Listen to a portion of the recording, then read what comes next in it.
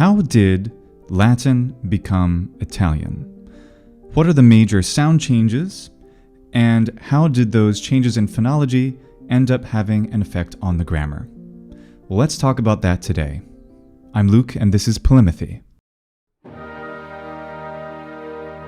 So in this video, my goal is to take you from classical Latin to standard modern Italian. Now, this is a subject that can actually take years to talk about in appreciable detail, so I'm going to try to summarize a lot of these things in a way that is, I hope, reasonably coherent. If you haven't already seen my videos on the International Phonetic Alphabet, you will definitely want to take a look at those if you're unfamiliar with IPA, because we'll need to understand that to look at these sound changes clearly. We're going to establish our starting point with Classical Latin, with Written Latin, and also with Vulgar Latin and exactly what that term can or should mean. We're going to go through Late Latin into Proto-Romance, and then we will get to Old Italian and eventually see how Italian develops, at least in some basic phonological ways. And while my concentration is on the Italian language as the endpoint, this will be useful to help anyone understand the transformation of the Latin language into any Romance language, since many of the things that happen in Italian happened in other languages, like Spanish and Romanian. The sources of all this information actually come from a number of different places. I can recommend quite a few books that I have consulted over the years, and I'll mention a few now. Vox Latina by Sidney, which primarily talks about the pronunciation of classical Latin in antiquity. The books by J.N. Adams, pretty much all of them, but especially Social Variation in the Latin Language, The Regional Diversification of Latin. I also recommend Late Latin and Early Romance by Roger Wright. And all of those are written in English, but I actually recommend another one in Italian, which is by Paolo d'Achille, and its translated title is A Short Historical Grammar of Italian, Breve Grammatica Storica dell'Italiano. And this happens to be the text I have in front of me today to consult to remind me of all of the wonderful and crazy changes that give us the beautiful Italian language. This information is probably also going to be useful to anyone who is interested in reconstructing the pronunciation of Latin in antiquity, something that I talk about a lot on this channel and in a lot of places. And I do, of course, recommend that people take the time to learn Latin. It was one of the most formative things that occurred to me in my life, and I am so glad that I do know Latin, not just because I get to talk about it here, but because of the insight it gives me into so many aspects of the world and of literature, languages. And to do that, of course, I strongly recommend this video's sponsor, the Ancient Language Institute. I've been part of the Ancient Language Institute as one of its teachers and helped to put together the course materials for the Latin and Ancient Greek programs for many years now, and the cadre of teachers is just the best, and I can't wait to announce something really special right now, the fact that not only is Latin and Ancient Greek and Hebrew part of the curricula that you can take, but now Old English. That's right, the origin of the English language, the ancient or Old English language, Anglo-Saxon, is a course taught at the Ancient Language Institute. This is the only online Old English program in the world that teaches Old English with a living language approach, just as we do for Latin, Ancient Greek, and Hebrew. And students will, among other things, read a brand new Old English textbook, a beginner-level Old English graded reader, similar to, say, Athanase for Ancient Greek or Familia Romana for Latin. The story is of a magical talking bear in Anglo-Saxon England around the year 1000. And when I heard from my colleague at Ancient Language Institute that he was writing this amazing graded reader for Old English, I told him, "You had me at Magical Talking Bear." So if you want to get in on that, if you want to hear the Magical Bear speaking in Anglo-Saxon, then registration for the spring term closes on December 17th, and there'll be new Latin, Ancient Greek, and of course, Old English cohorts. There's also a wide variety of other courses for Latin, Ancient Greek, and Hebrew at the intermediate and advanced level. So sign up, ancientlanguage.com. Thanks as always to ALI for their support. So the starting point of our journey is Latin.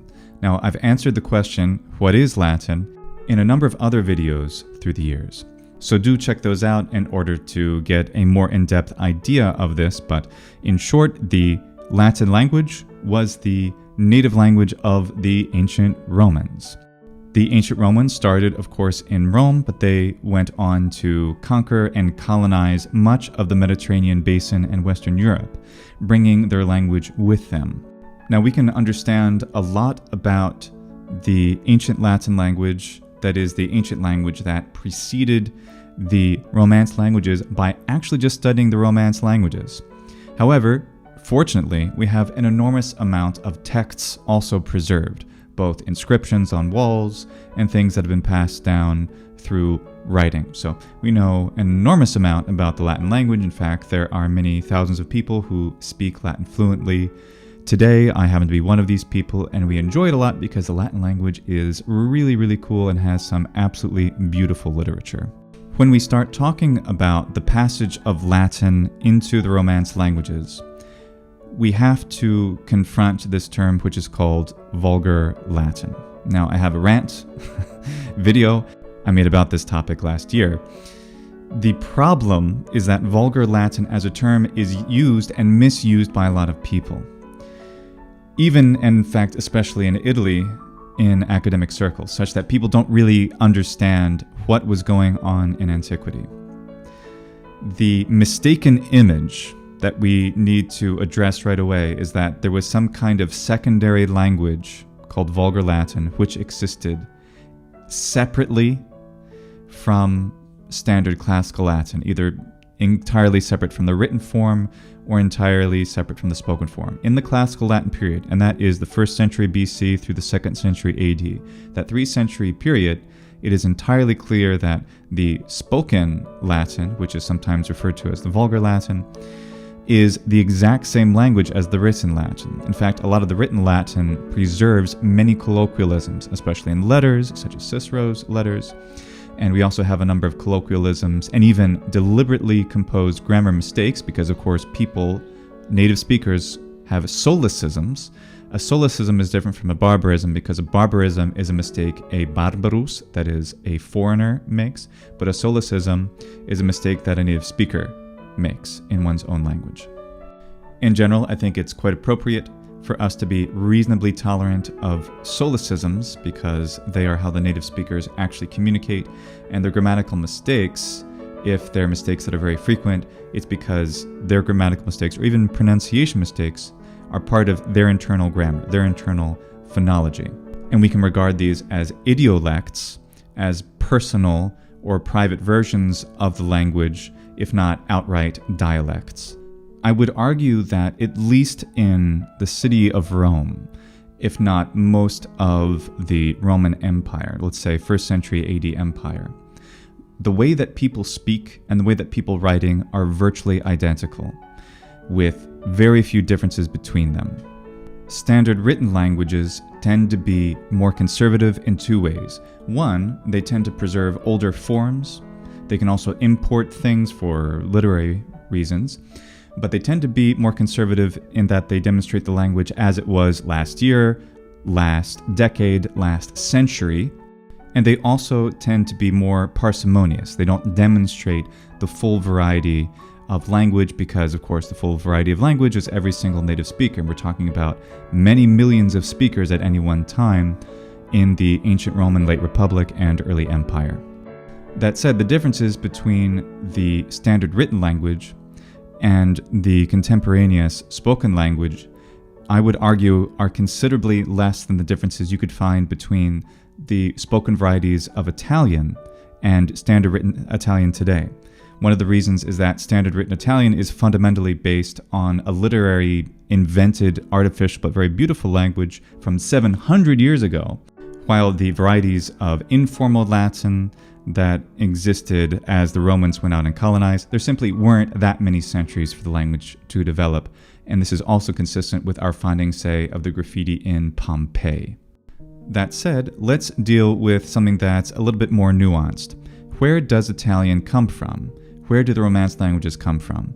Well, we can trace them, let's say Italian, to Old Italian, which comes from a Proto-Romance, which comes from then, this is where people say it comes from Vulgar Latin. That is the vulgus, the folk. Well, it's actually not a cognate, but it sounds pretty similar anyway, and it basically has the same meaning. The common people's language.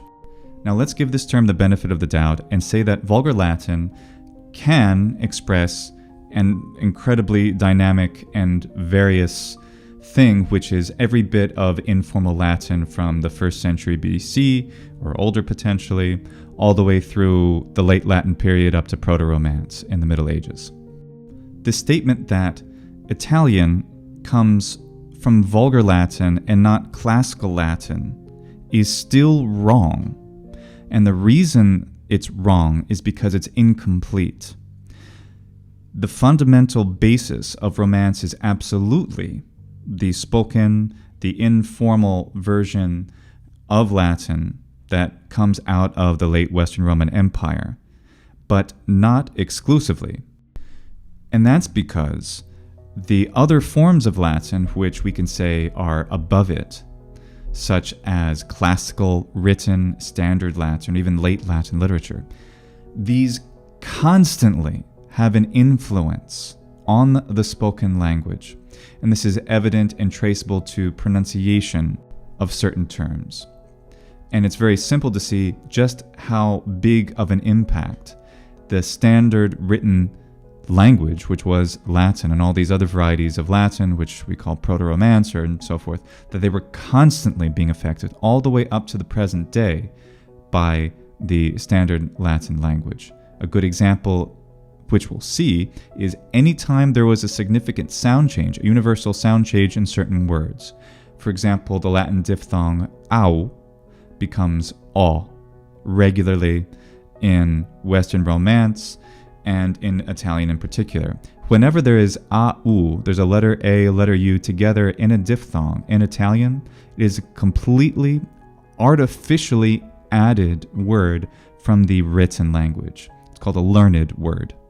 The Italian term is a parola dotta, a learned word. There are also parole semidotte, semi-learned words.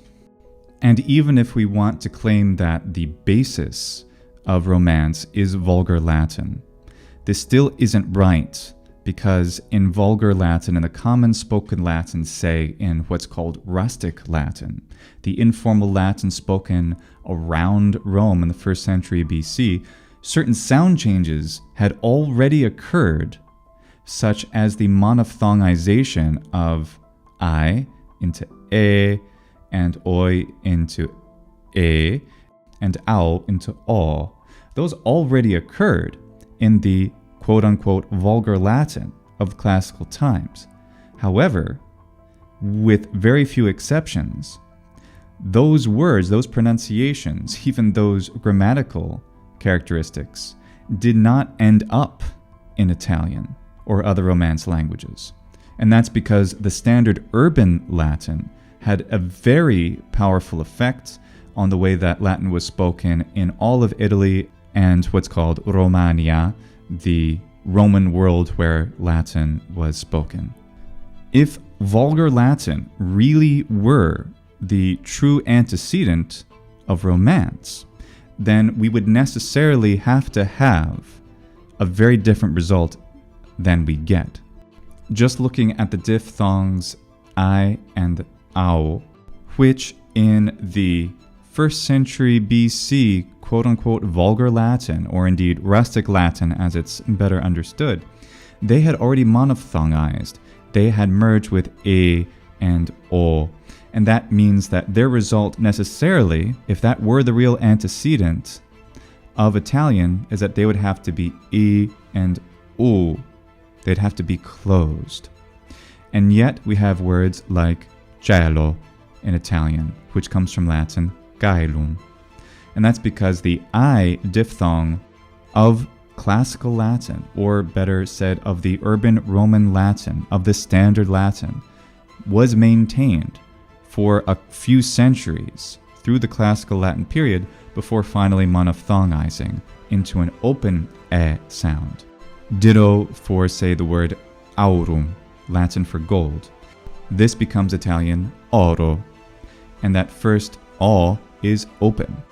So the point that I wanted to get across there is that the notion that Italian and the Romance languages come exclusively from Vulgar Latin, especially from the Vulgar Latin of the classical period, is entirely wrong, since the majority of vocabulary that exists in the Romance languages, due to their sound changes, had to have come from the standard urban Latin mixed together with lower varieties, that the enduring impact of the I and the OW diphthongs demonstrates that it was a lot longer before these were actually monophthongized until after the classical period.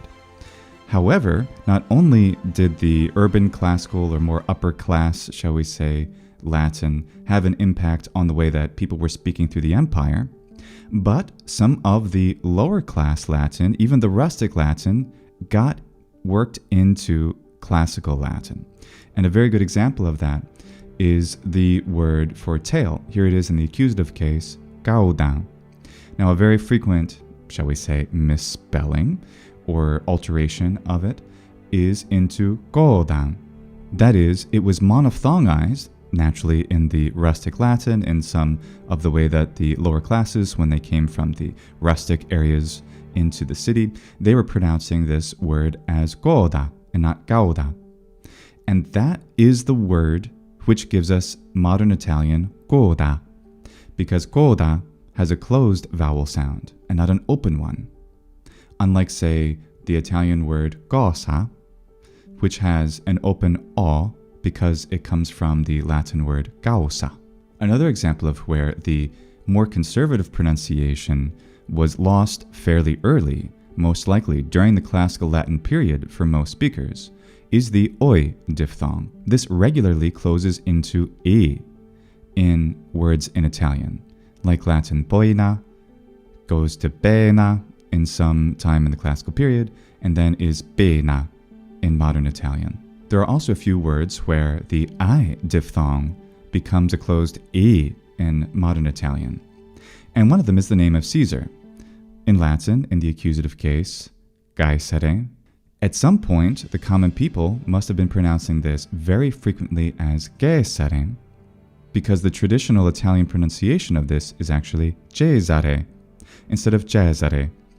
In reality, Italians tend to not agree on the exact pronunciation of this vowel, but the older and more traditional pronunciation is most likely Cesare.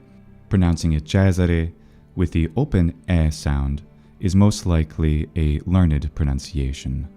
In the study of the details of phonology of ancient languages, I've also seen this in ancient Greek, there is an enormous temptation for people to say, aha, look, that's just like what the modern language has. Thus, that sound change already occurred in whatever century. But in a lot of cases, while certain sound changes may have occurred, it doesn't mean that sound change was universal, or that that version, that variety of the language, is the antecedent to the modern one. So my response to those who say Italian comes from Vulgar Latin and not Classical Latin, well supported by the documented evidence, is that this is a false statement, and that it is much more correct to say simply that Italian comes from Latin. What kind of Latin? Quite a few varieties of Latin. Vulgar Latin, whatever you take that to be, in whatever century you take that to be, as well as Classical Latin, and a lot of other things in between. If you want to know how and when the Latin language became something consciously different from the Romance languages, see my Immortal Language video. In short, it happens when the pronunciation of Latin is standardized under the reign of Charlemagne. What happens then in the 9th century AD is that a spelling pronunciation is introduced to Latin, because at that point, just before it, the way that written Latin was pronounced was exactly how you were already pronouncing your words in your native version of the Romance languages, what we would call maybe Proto-Spanish or Proto-Italian, and so forth today. That is, things like final consonants wouldn't be pronounced at all. You would be pronouncing the vowels in a very different way. This is very similar to how English preserves a spelling system very much akin with Middle English phonology, even though our pronunciation is quite evolved from that point. To preview the endpoint of our journey, well, that's Italian, right? But it's also Florentine. Standard Italian is essentially based on the literary language, first made very popular by Dante, which was based on spoken Florentine. Florence being a city in Tuscany, all the Tuscan dialects have quite a few things in common with one another, and Florentine is just one example of it. Italian, however, whether we're speaking of Dante's Italian in the 1300s, all the way to the Italian of today, is not purely one consolidated dialect.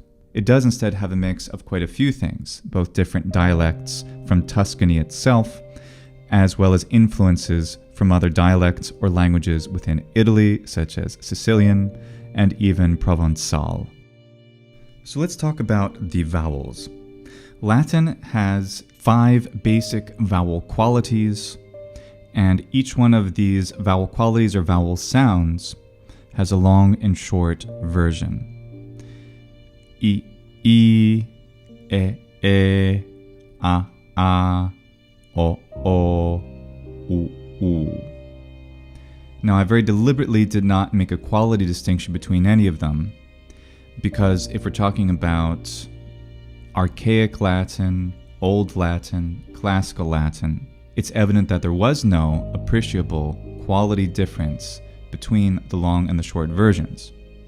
Now, while this contradicts a lot of what's reported, especially in the English and German-speaking classics world when it comes to the vowels of Classical Latin, the reason that this is absolutely clear is because we have more than sufficient statistical evidence, as collected and presented by, again, J.N. Adams, that the changes that the short and the long vowels go under does occur, but most of them don't occur until after the classical period is over. So we can certainly reconstruct some kind of native Latin after the classical period, where there are different qualities to these sounds. For example, Sidney Allen presents a 9-vowel quality system. A have the same quality, short and long, but he gives I for short letter I and E for the long counterpart. E, open for the short, and E, closed for the long. O, open for the short, and U, closed for the long. U, for the short letter U, and U for the long letter U. A system like that is reasonable in a post-classical Latin world based on the various spelling mistakes and attestations that we have. It's also evident from how colonization happened through the Roman Empire. It's very easy to look at a language like, say, Sardinian, and languages with vowel affinities such as Southern Lucanian, where we don't have the vowel changes that are common in the rest of Western Romance. That is, the vowel quality of short or long letter I is simply E in Sardinian, the same for short and long U, and the qualities of the mid vowels, E and O, are true mid to open. Sardinia was colonized in the late Roman Republic, so this gives us a good picture of the sound inventory of the vowel qualities of Latin at the beginning of the classical period. That is why I recommend instead the Calabrese system for Latin vowels that you see on screen. Dr. Andrea Calabrese, that's just his name, that has nothing to do with the Italian dialect and region of Calabria, proposed this system of vowels, and I recommend this vowel system for the pronunciation of Classical Latin based on Calabrese's findings and also on the statistical evidence presented by J.N. Adams in Social Variation in the Latin Language. Given that this system is mirrored in 2 other places, being southern Italy and also northern Africa, it's evident that the vowel changes that we're about to discuss did not occur until later in the classical period, or indeed more definitively after the classical period. This is further supported by languages like Romanian, which only show about half of the vowel changes that occur in, say, Italian. Namely, Romanian's back vowels, the a, o, u. Do see my IPA vowel video to learn more about what these terms mean. Those vowels don't demonstrate the same changes that happen in Italian over in Romania. Why? Because they didn't happen until the end of the Roman Empire, namely the end of what we consider to be the Western Roman Empire. So we're talking about changes that didn't happen fully until towards the 4th century AD or later. When it comes to our endpoint being Italian, the vowels change in this way. So we have 10 vowel sounds. We're leaving out the U and the U, the short and long upsilon sounds that were adopted from ancient Greek into Latin, because they actually occur in very, very few words in Italian. They do occur, for example, the Italian word grotta, which is from the Greek word crypte, which in Latin, borrowed from Greek, is crypta. So U very often becomes O in Italian. Other times, if it was borrowed much later, simply becomes an E sound. So the 10 vowels of Latin, I, e, a, o, u, become 7 vowels in Italian. And Italian does not have phonemic vowel length like Latin. The loss of phonemic vowel length is a very interesting phenomenon. The author D'Achille says that this is mostly because substrate languages lacked this feature, and so it was lost. I don't actually think this is a very cogent linguistic hypothesis, however. While it's absolutely reasonable to suggest, oh, well, the substrate languages, the Gaulish or Gothic or whatever, onto which the Latin was being imposed, they didn't have phonemic vowel length, and so the Latin speakers lost that ability. In general, though, that's not true. A lot of the substrate languages actually did have phonemic vowel length, and others did not. Most of the variety that we can find in the Romance languages, as well as this universal feature, the loss of phonemic vowel length between Latin and Romance, is just as easily explained as a natural mutation that occurs within the language. Although it's a possibility, it does not at all require the outside influences of substrate languages. And I'd say that D'Achille's insistence on this point is not particularly convincing. Take also, for example, the fact that Old English, which of course you can learn at the Ancient Language Institute today, which is great, Old English has phonemic vowel length, but Modern English doesn't. One could potentially blame the fact that there was a great deal of fusion between the Old Norse language from Norse colonists in England, and that the daughter of this hybrid being the Middle English language, that it lost phonemic vowel length that had occurred in Old English was because of this fusion. However, that also doesn't follow from the substrate hypothesis that D'Achille puts forth, specifically because both Old Norse and Old English have phonemic vowel length, and it operates in a very similar way in both languages. It's simpler and most certainly more accurate to say that both English and Latin into Romance lose this feature simply because it's something that can be lost with time due to a number of different spontaneous changes entirely within the language. In this chart, we see that long Latin E becomes simply E in Italian. Now, like I said, it's not that Italian can't have E. It certainly can in open stressed syllables. It's just that there's no difference anymore between the long and short versions. So it could be E sometimes in Italian, it could be E, depending on where it is and the speaker, but it's not a phonemic difference. The short E becomes E. Another thing that becomes E is long E from Latin. Short Latin E regularly becomes E. Long A and short A both become A regularly. The short O of Latin becomes O in Italian. Long O and short U become U. And long U becomes U. Now, there are lots of exceptions to this, but this rule is generally true for the vast majority of vocabulary. Here are some examples. Filum becomes filo, mille becomes mille, grillum becomes grillo. Short E becomes E, like pilum, into pelo. Mito, metto. The long E and the diphthong oi tend to close into E. Tela in Latin becomes tela. Stella becomes stella. Boina becomes pena. Short E and I tend to become open E, as in bene, which becomes Italian bene. Lectum becomes letto. Maestum becomes mesto. Both A and A become just A. Fabulam, favola. Altum, alto. Mare, mare. Short O and AU become O regularly. For example, noe becomes nove. Octo, otto. Aurum, oro.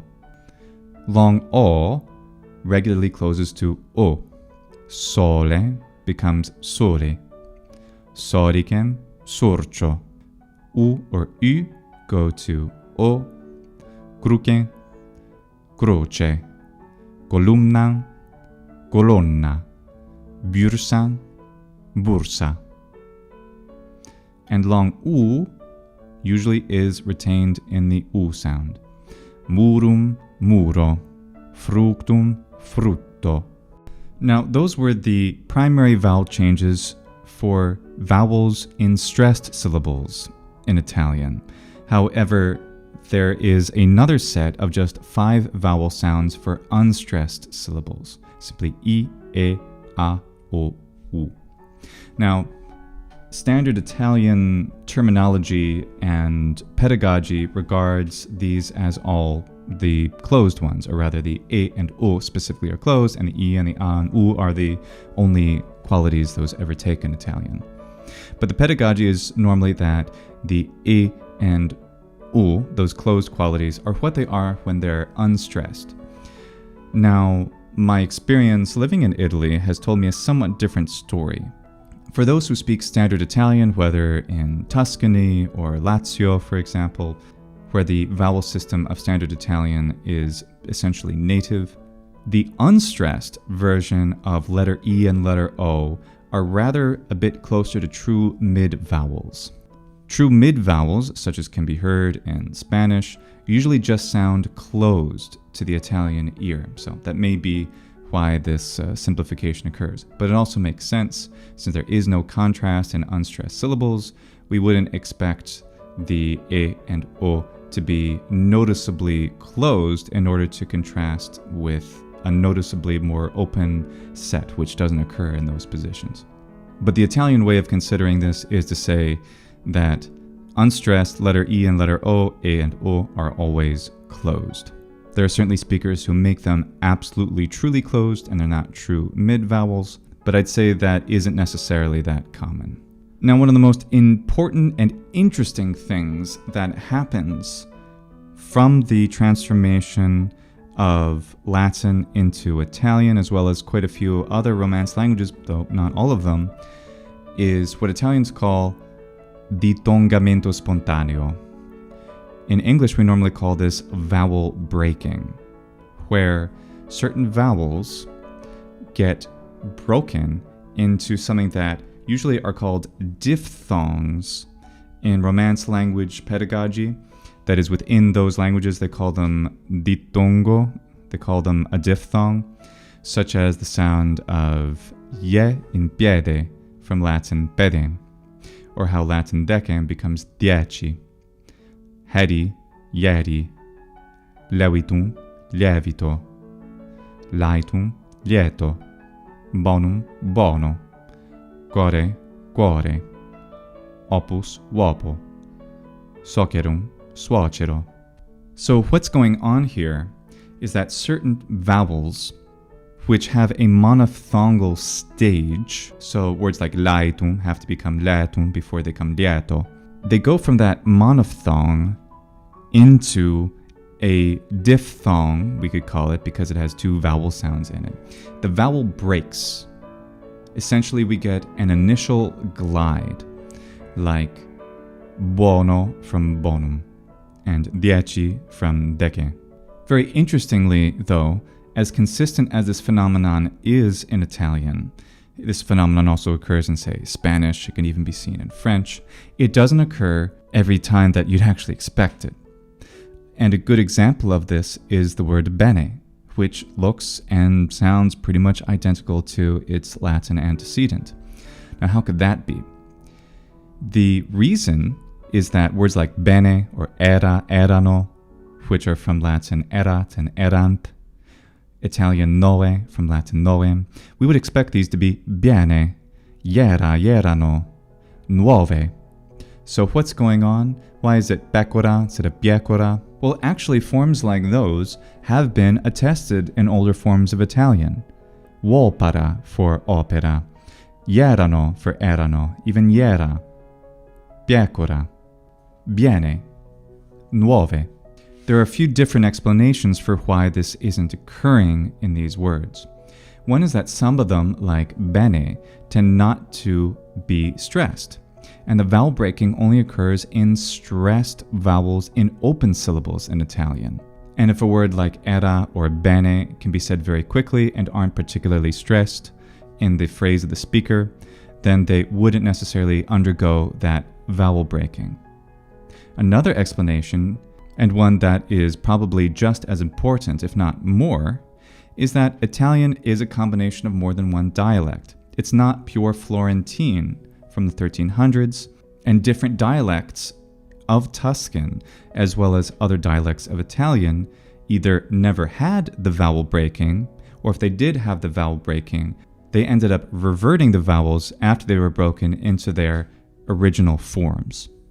So an open quality to the mid-vowels is what causes them to undergo vowel breaking, right?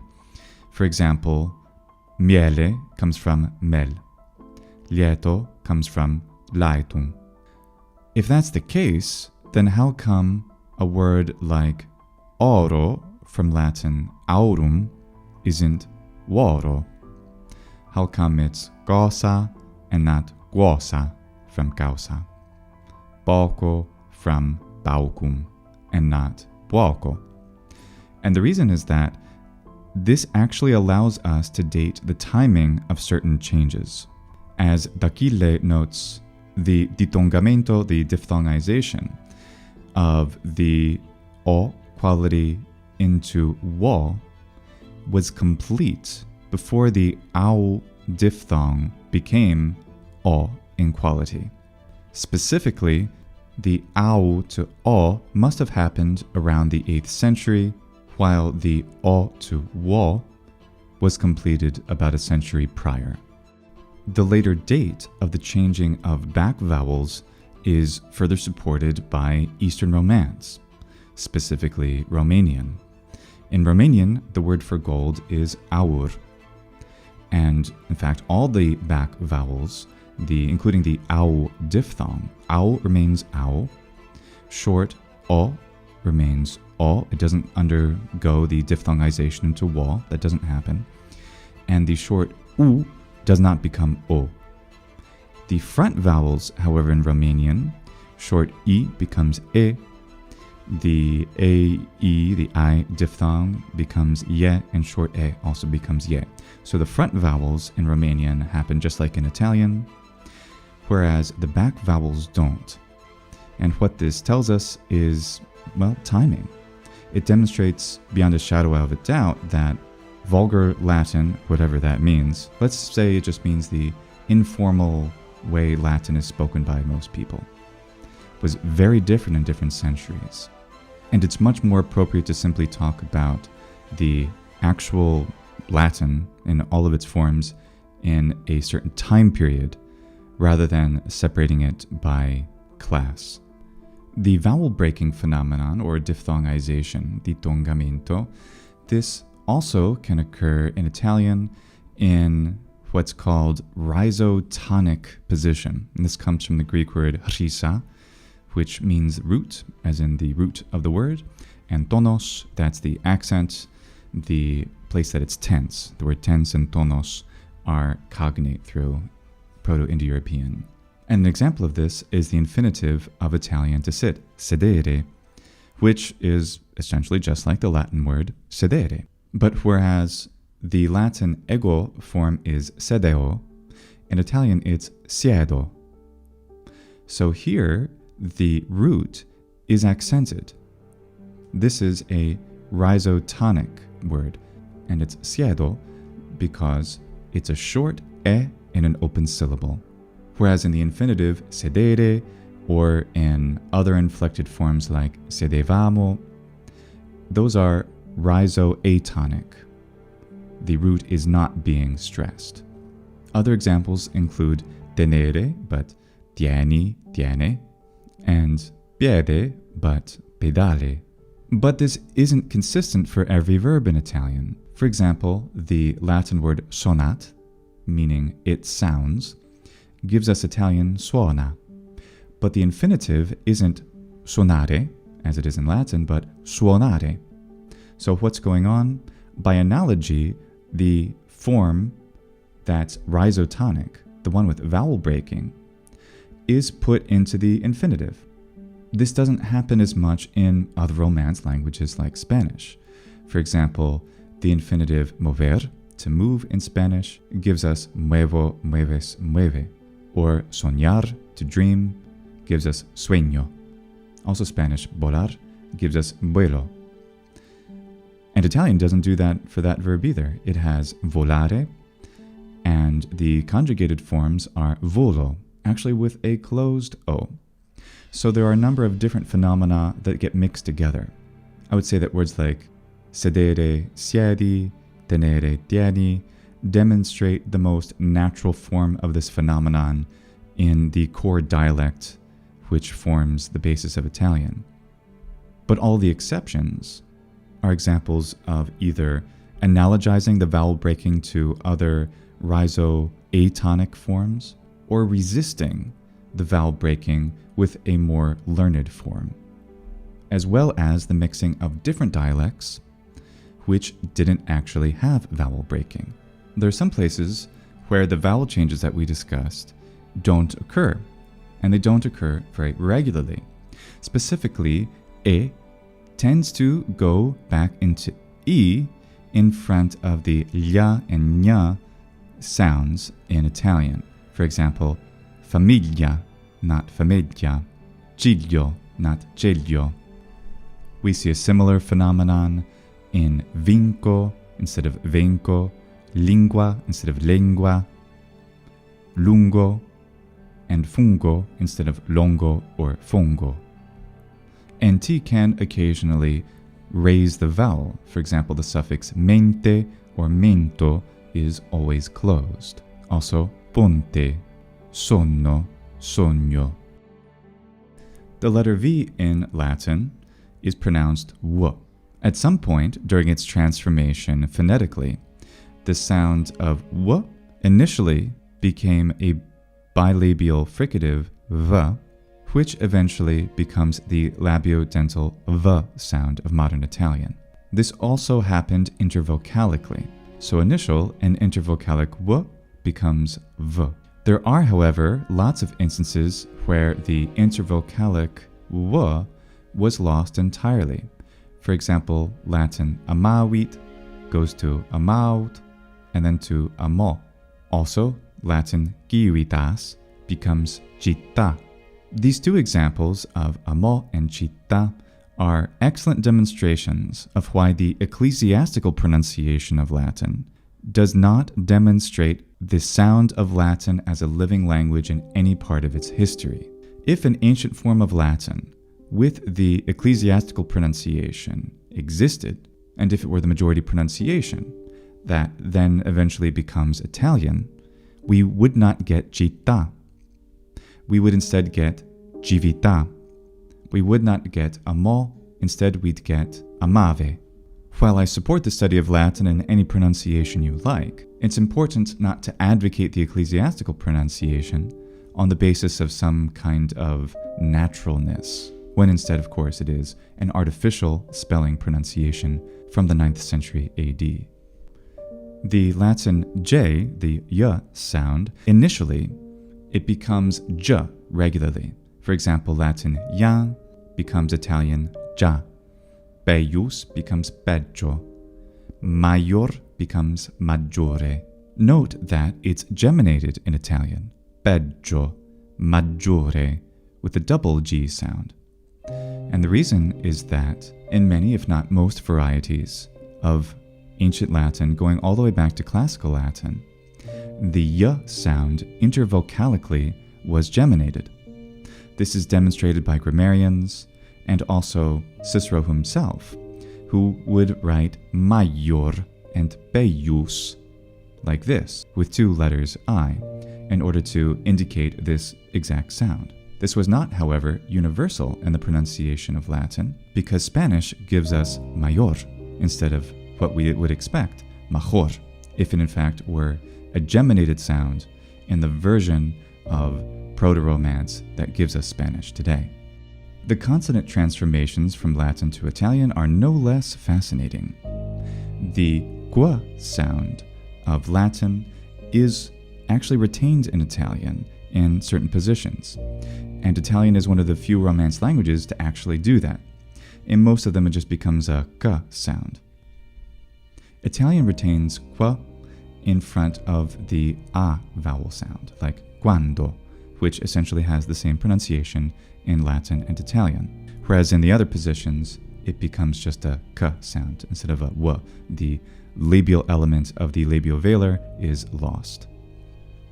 Universal in the Romance languages, Italian doesn't retain any of the final M or the initial H sounds of Latin, which demonstrates their weakness, which is also well attested even in the classical period of Latin. They were, of course, pronounced in classical Latin. The H of Latin is essentially the same as the H of English in quality. The final M, however, was not like a final M in English. Instead, it was the representation of the nasalization of the preceding vowel, and it only attained a consonantal quality in front of other consonants, where it assimilated into them. As described in my Latin C and G video, the originally hard sounds, as they're called, the velar consonants g and g, in front of front vowels, such as ge and ge, gi and gi, these become palatalized.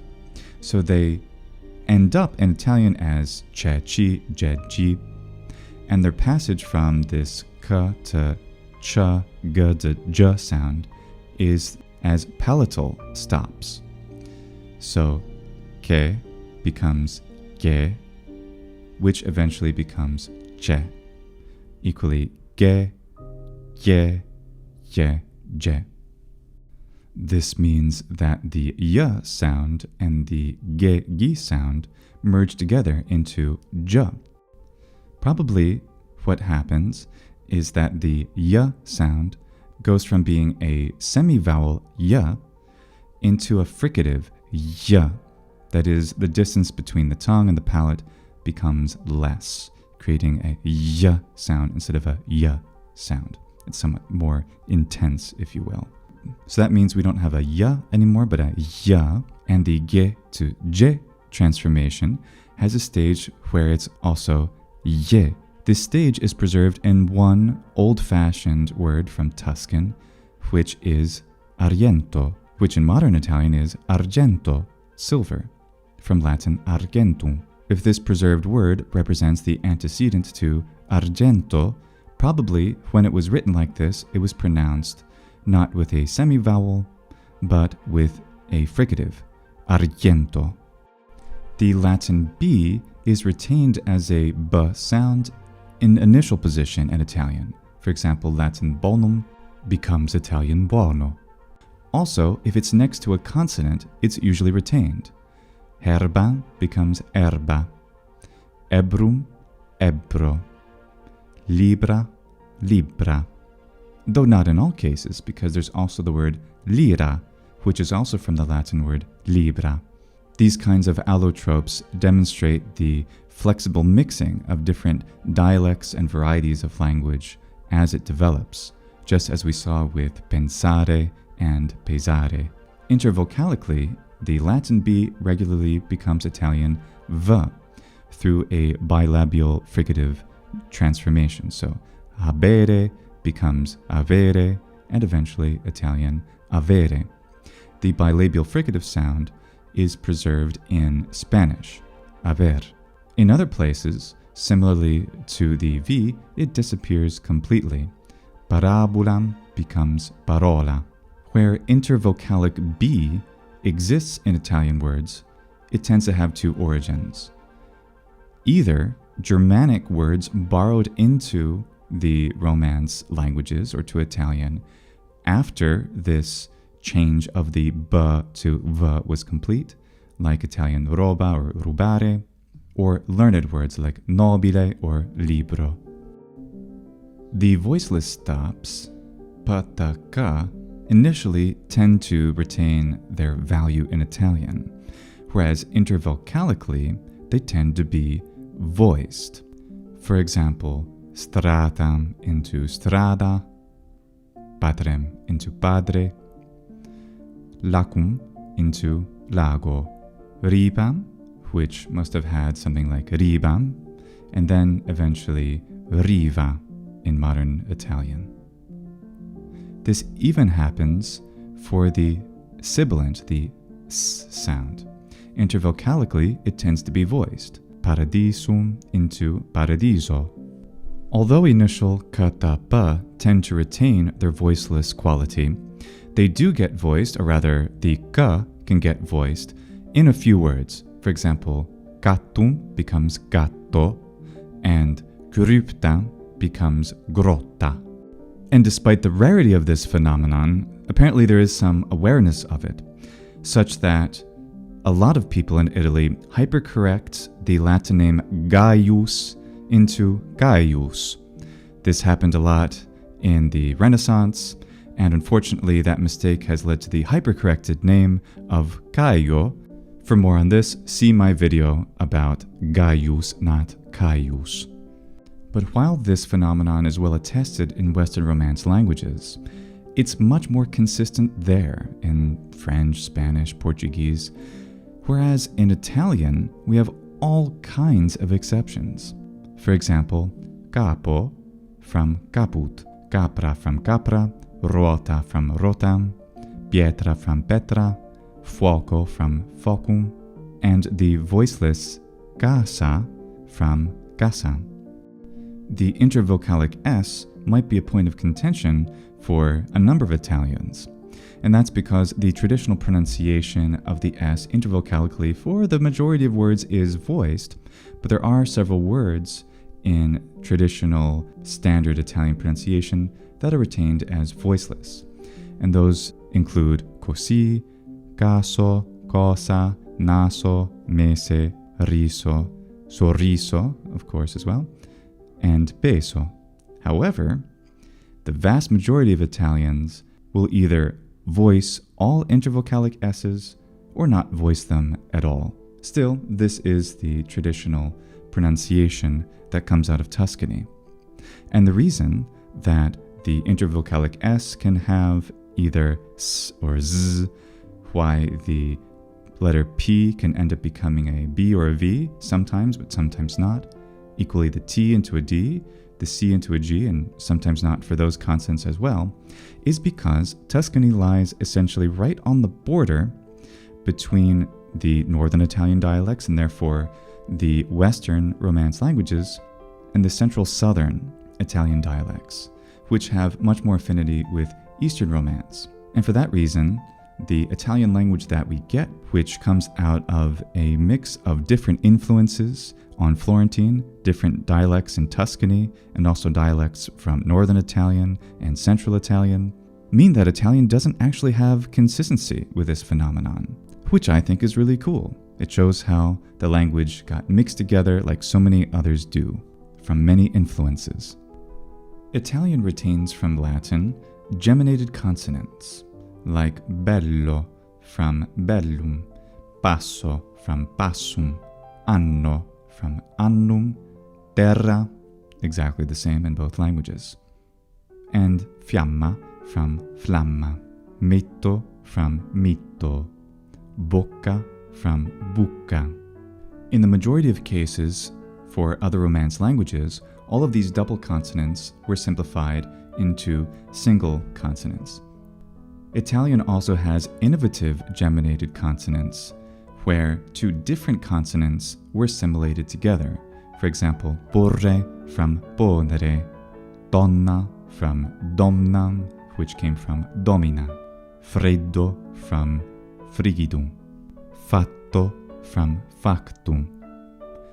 Anytime other Romance languages like Spanish have complex consonant combinations like CT or PT, where Italian would just have TT, these are usually learned words, and whereas Italian prefers the euphony of the assimilated double consonant, other Romance languages will tend to use the original Latin spelling more closely. But these are learned terms, and they're not directly from Latin.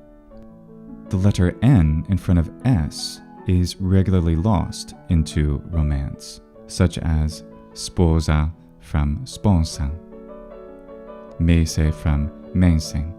And the reason is that in Latin, as you hear my pronunciation, the N before S was nasalized into the preceding vowel, even in antiquity in classical Latin, and thus the nasal vowel was simplified into a regular long vowel. This is the reason for the custom of writing a macron over such vowels. It did in fact become long because of compensatory lengthening through the loss of the N in front of the S, making it nasalized. PS regularly becomes just a long S sound. Ipsum becomes esso. Scripsi becomes scrissi. Sche becomes she regularly, like piscem into pesce. So words that don't have this, like scherzare, are of a Germanic origin, and they came into the language after the phenomenon had already taken its course. The letter S can also become a sh sound if followed by the front vowel E, like simiam, which becomes scimmia. The X sound, x, can have more than one result in Italian. It can become a double S sound, like saxum into sasso, vixi into vissi, or the Latin for number 6, which is sex. This became simplified into ses, and final S became palatalized regularly into an E sound, hence sei in modern Italian. It could also become a sh sound, laxare into lasciare, exemplum into scempio. The letter J, the y sound of Latin, usually only occurs initially for the root of a word. So if we see the letter I, such as the word filius, it has the value of a vowel, not a consonant. So it's incorrect to pronounce it as filius. It needs instead to be filius for classical Latin. This happens to be very important for the poetry. However, it does change in the late classical Latin period into late Latin, where the E vowel length is regularly reduced to having no duration at all, and simply becomes a consonant sound. Thus, filius becomes filius, and this ly sound becomes modern Italian lia, like figlio. This also happens from Latin somnium into somnium, and now modern Italian sogno. After a T, the reduction of short E into a consonant sound regularly produces ts, the affricate. So palatium, palatio, palazzo, pretium, pretiu, prezzo, plateam, platiam, piazza, vitium, vitiu, vizzo, fortiam, fortia, forza. Because the ts sound of Italian is often derived from a T plus a Y that is two consonants together, it's regularly pronounced geminated. In fact, Italian will always pronounce a single letter Z or a double letter Z exactly the same way between vowels, as a geminated sound. This is also true of the sh sound, that's always sh, as well as the GN sound, ñ, and the LY sound, ly. They all have a geminated characteristic. They're all long in duration. The letter Z, though, can have another pronunciation, which is voiced, a voiced affricate. So, from Latin medium, we get mezzo. But while we would normally expect ts and z, we occasionally get ch and j, like annunciare, which has an allotropic form that's a bit archaic now, which is annunziare. And from hodie, we get oggi. The sound of R followed by y regularly results in a palatalization of the R sound. For example, muoio from Latin morior. But in other parts of Italy, this verb is actually moro. The letter L following a consonant regularly becomes y, like placet into piace, florem into fiore. Like we said earlier, the final M was a nasalized sound in Latin, but this also happened to final S. For example, flores becomes fiori, vides, vedi, amas becomes ami in modern Italian. And what's going on here is the palatalization of the final S. We mentioned that with the number 6. It goes from Latin sex into ses into sei. Similarly, with the S ending of the second person singular, such as vides, you see, it went from vides into something like maybe vedes, and then vedes into vedeis, and eventually vedei, and then simplified into vedi. Modern Italian ami has an archaic form ame, tu ame. Many monosyllabic words also retain their consonants. For example, in, non, con, which comes from Latin cum. One of my favorite characteristics of Italian is called Raddoppiamento fonosintattico. Now, before I said that long vowels don't survive from Latin into Italian, but with Raddoppiamento fonosintattico, an echo of long vowels remains. And not just long vowels, but also some longer syllables. For example, the word sopra, which means above, this causes the effect that when there is a consonant that follows the word sopra, which can happen often, it is a preposition.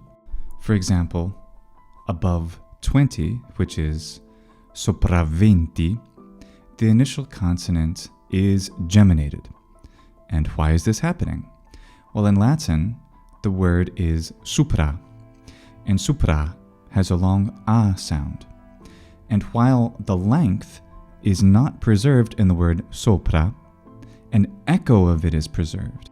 The word carries with it the ability to lengthen the syllable that letter A is in by geminating the following consonant. Isn't that fascinating? This happens for quite a few prepositions in Italian. For example, ad from Latin into Italian a. So, in Milan is not a Milano, but a Milano.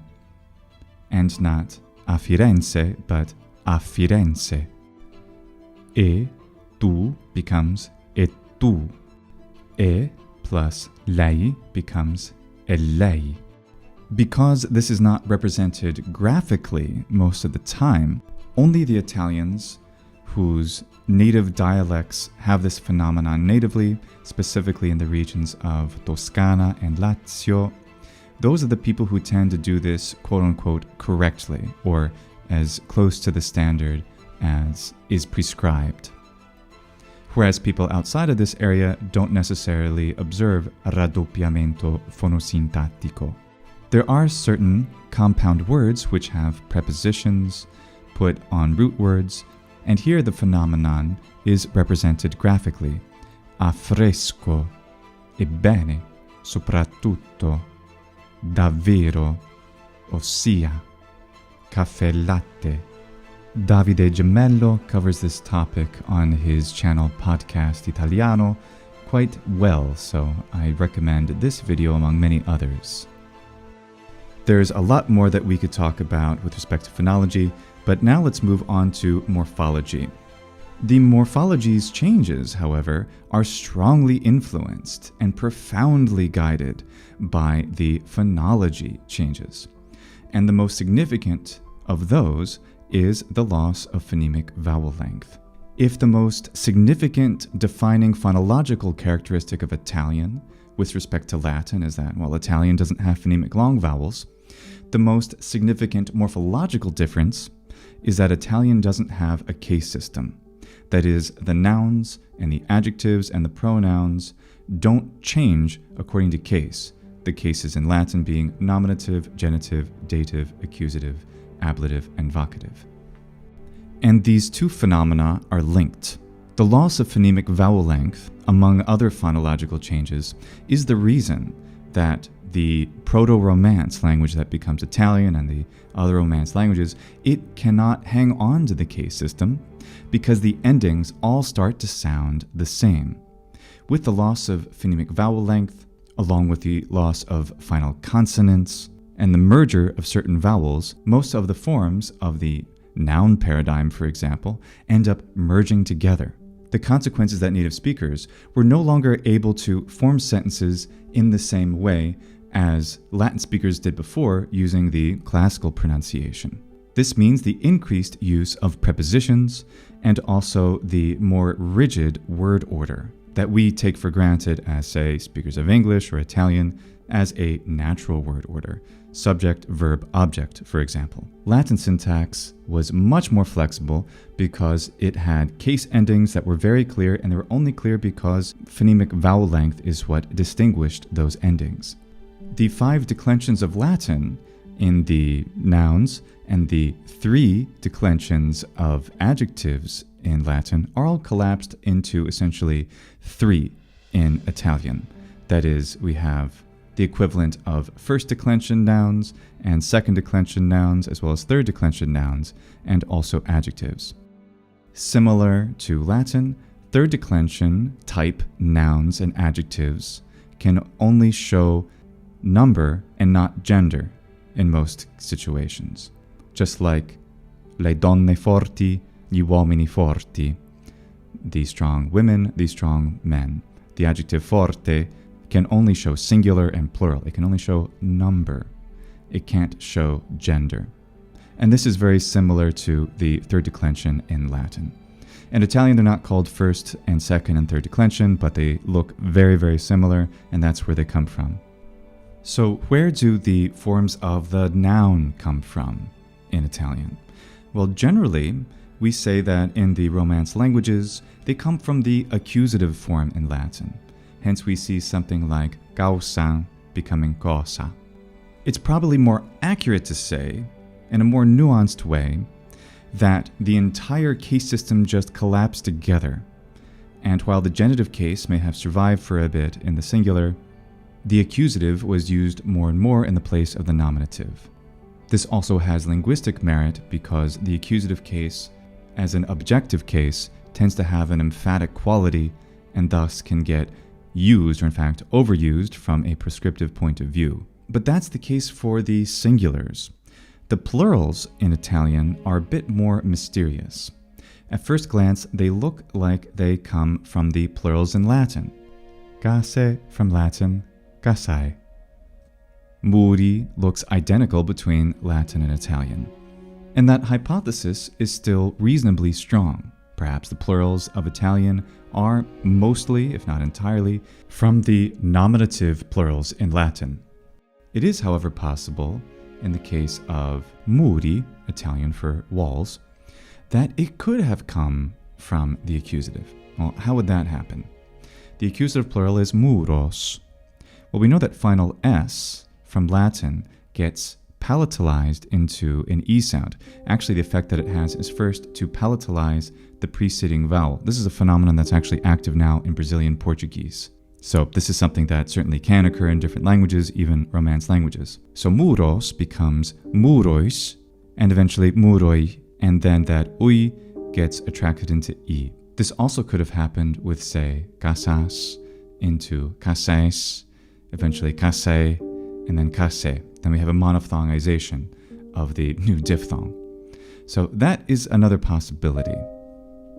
Due to the loss of final M, the neuter gender no longer had the clear force that it did in, say, Classical Latin. And so the neuter gender is generally absorbed into the masculine gender. There are plenty of examples of neuter words that are made into feminine words in Italian, especially as neuter plurals can look like feminine singulars. And there are also cases of mixed gender terms between singular and plural. I've spoken extensively about the article in, say, Italian and Romance languages in this video, but we can simply say that the article, meaning the, and also a or an, these words didn't exist at all in Latin. The indefinite article of English a or an, in Italian uno, una, this comes from the number one in Latin, unus, una, which of course has the same meaning in Italian. The definite article comes from one of the demonstratives, ille, illa, meaning that over there. The verb system of Italian is pretty similar to that of Latin. A lot of the same tenses and moods are represented. There is the innovation of the conditional in Italian, but more interesting right now, I'd like to talk about the innovation of a new future tense. Latin has a future tense. The problem is that the future tense, because of the sound changes that we already talked about, the future tense of Latin just couldn't survive with clear force of meaning into the Proto-Romance language that would become Italian. Let's take the verb to love, amare. In the future, for the second person singular, that is, you will love, it's amabis. And in the imperfect tense, meaning you were loving or you loved, it's amabas. The imperfect tense goes from amabas to amavas. That S starts to palatalize the preceding vowel, so it becomes something like amavais, amaves. The S falls away, and we have amave at some point, and that archaic Italian amave eventually becomes amavi. You were loving. Okay. Well, what's the future in Latin? That's amabis goes to amavis. Eventually the S falls away. We have amavi. So amavi, you will love, and amavi, you were loving. These mean essentially the opposite as far as the tense goes, and yet their form is identical. And thus the future tense forms, not just for this verb, but for all verbs from Latin to Italian, are gone. So Italian, like other Romance languages, because of these sound changes, had to innovate a new way to express the future. And they did it by taking the infinitive and adding a simplified version of the conjugated verb to have. For example, I will love, amare habeo, literally to love I have, and this would express the future. Think about the English, using the auxiliary verb to have. I have to love. Well, that's a way to say I must love, right? I find it very interesting that the auxiliary verb to have is used in these creative ways in different languages, but also in different ways. So amare habeo, that goes through a series of sound changes and eventually becomes amerò. There's a lot we could say about the grammar and the syntax that's different between Italian and Latin. One of the most important differences, though, is the fact that Latin uses an accusative plus infinitive construction to express the conjunction that. In Italian, that's the word che. Latin doesn't have a word for that as the conjunction. It doesn't have a word for che. For example, I think it is a good idea. Penso che sia una buona idea. In Latin, we have to express that as puto consilium bonum esse. I think it to be a good idea. We have to use the infinitive construction with the accusative. So Italian, like other Romance languages, innovates this from the word quia, meaning because, which eventually merges with the interrogative words that are all simply pronounced in modern Italian as che.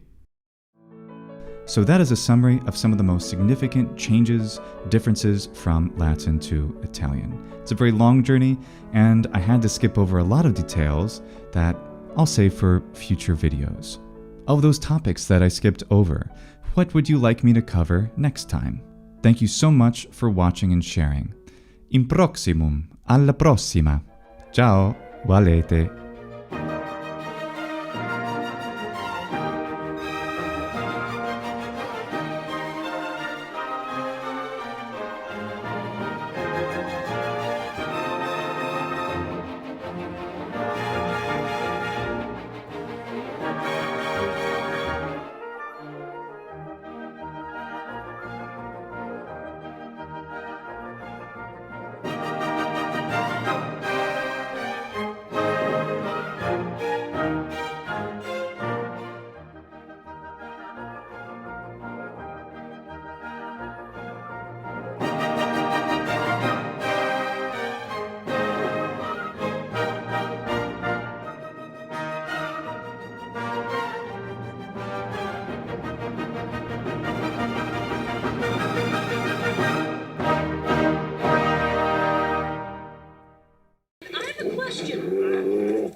No, Ben, no!